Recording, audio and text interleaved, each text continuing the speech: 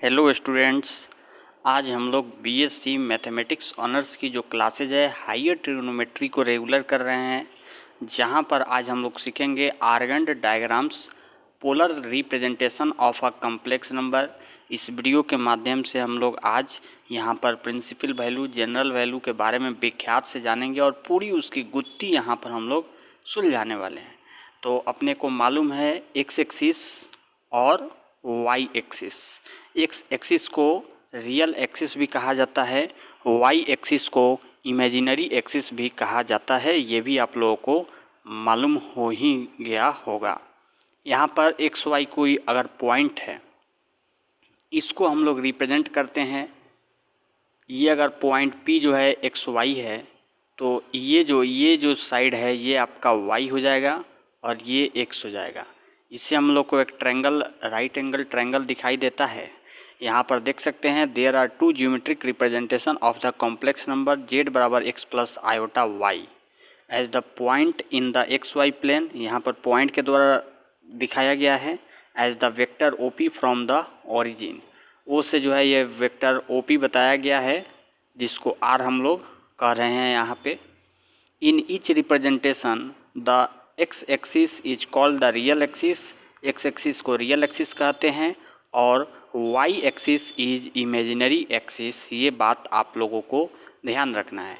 आइए तो next slide की ओर बढ़ते हैं और इसके बारे में और बातों को जानते हैं। वीडियो पर बने रहना है। वीडियो अच्छा लगेगा तो लाइक ज़रूर करें, दोस्तों के साथ शेयर भी ज़रूर करें। ये आपकी फ़र्ज़ बनती है, क्योंकि बड़े ही मेहनत से ये वीडियो आपके लिए तैयार हो रही है। यहाँ पर जैसे ही हम लोगों ने देखा कि ये रियल एक्सिस हो गया, ये इमेजिनरी एक्सिस हो गया, और ये जो थीटा है, यहाँ पर हम लोग थीटा एंगल जो बना रहे हैं, ये थीटा एंगल, ठीक है। यहाँ से हम लोग कॉस थीटा निकाल लेते हैं।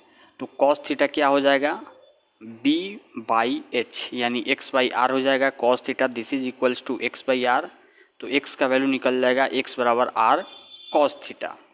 साइन थीटा बराबर क्या हो जाएगा, p/h यानी y बाई आर हो जाएगा।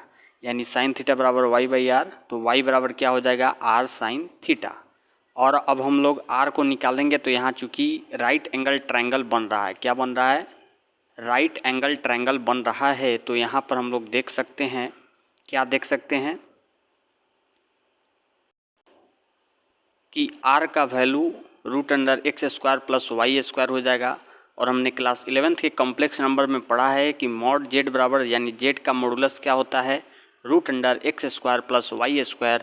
अब यहाँ से हम लोग एक ऐसा रिलेशन निकालेंगे जो वेरी इंपॉर्टेंट है हमारे हायर ट्रिग्नोमेट्री के लिए। तो आइए उस रिलेशन को हम लोग ज्ञात करते हैं, और उसको भी आप लोग को याद रखना है, क्योंकि उस पर बहुत सारे बेस्ड क्वेश्चंस आते हैं। यहाँ पर अगर हम लोग tan थीटा की बात करें तो tan थीटा क्या हो जाएगा, y/x हो जाएगा। और इस प्रकार थीटा बराबर क्या हो जाएगा, tan इन्वर्स y/x हो जाएगा। अगर आपने क्लास 12th के इन्वर्स ट्रिग्नोमेट्रिक के फंक्शंस के बारे में पढ़ा होगा तो ये बात आप लोगों को बिल्कुल समझ में आ रही होगी। अब थीटा की बात करें तो थीटा जो होता है आर्गुमेंट ऑफ जेड या एम्पलीट्यूड ऑफ जेड, या इसी को प्रिंसिपल वैल्यू भी कहते हैं। अब इन पोलर फॉर्म अगर x प्लस आयोटा वाई है, तो x बराबर क्या वैल्यू आया था, r कॉस थीटा। y बराबर क्या आया था, r sine theta. r common ले लिए तो r into cos theta plus iota sine theta हो गया। और r का वैल्यू √x² प्लस y² आता है। और z का जो मॉडुलस का वैल्यू है वो भी √x² प्लस y² आता है। तो मॉड z इसको हम लोग लिख सकते हैं into cos theta plus iota sine theta. इसको हम लोग को याद रखना है। आइए अब कुछ इम्पोर्टेंट टर्म्स और कुछ नोट्स को देख लेते हैं, जिसको हमें याद रखना है क्वेश्चंस को सॉल्व करने के लिए। यहाँ पर जो है कुछ इम्पोर्टेंट्स बातों को मैं बताने वाला हूँ। यहाँ पर आप लोग देख सकते हैं अब प्रिंसिपल वैल्यू क्या होता है। तो प्रिंसिपल वैल्यू जो होता है -π से छोटा और पाई तक होता है। यहाँ ध्यान देना है कि थीटा इज ग्रेटर दैन -π और लेस दैन और इक्वल टू पाई है। यानी -π ये प्रिंसिपल वैल्यू में शामिल नहीं है, -π से पाई तक शामिल है। अगर जनरल वैल्यू की बात करें तो ये थीटा जो होता है ग्रेटर दैन और इक्वल टू 0 होता है, लेस दैन और इक्वल टू 2π होता है। यानी 0 से लेकर पाई तक जो होता है जनरल वैल्यू होता है। अब जनरल वैल्यू कैसे लिखा जाता है वो भी मैं आगे बताने वाला हूँ।